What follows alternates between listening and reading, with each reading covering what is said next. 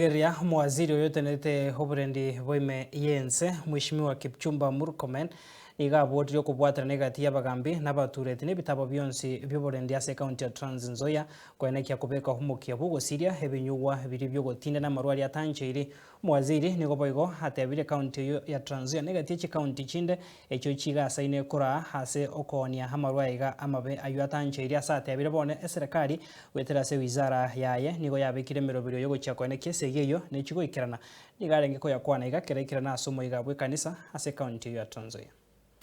Ili tuweke Kenya ikuwe salama, lazima tupambane na zile janga ambayo inawaumiza vijana wetu.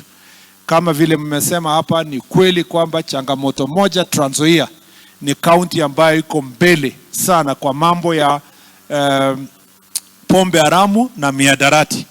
Na nilipokuja hapa kwa jukwaa la usalama, mkutano tulifanya huko Kitale, tulijadiliana na machifu na wazee na stakeholders kwamba lazima tusaidiane kupambana kuondoa Trans Nzoia kutoka ile orodha ya kuwa wa kwanza kwa mambo ya kuwa na mihadarati na pombe haramu. Na sehemu moja ambayo tuko na shida hiyo ni hapa Lokotos, ndio, na sehemu zingine za upande huu, na tumekubaliana kwamba nimeambia chief na nimeambia security team they must work together to make sure that we get rid of these things. Hatutaki watoto wetu waumie kwa sababu ya pombe haramu na madawa ya kulevya.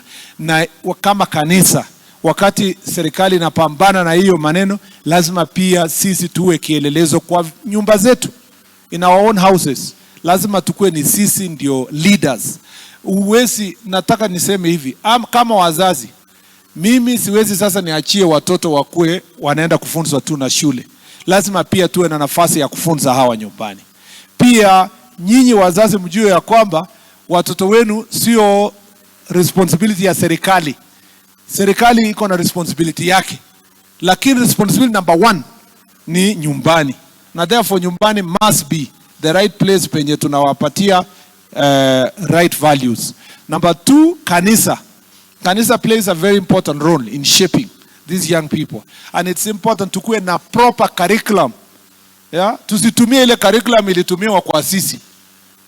Pastor na team yako, I cannot teach you this, lakini from a security perspective and from my personal experience kwa kanisa, lazima tuchukue also our curriculum kwa kanisa ya youth na children iambatane na the challenges they are facing in this time. Tusifunze hawa vile sisi tulifunzwa, tuwafunze vile generation yao iko, na tuwafikie vile wanaweza kufikiwa kupitia zile njia ambazo wao wanaelewa vizuri. Kama ni muziki, kama ni acting, kama ni music, kama ni songs, hiyo ndio njia moja itaweza kuwasaidia wasonge mbele.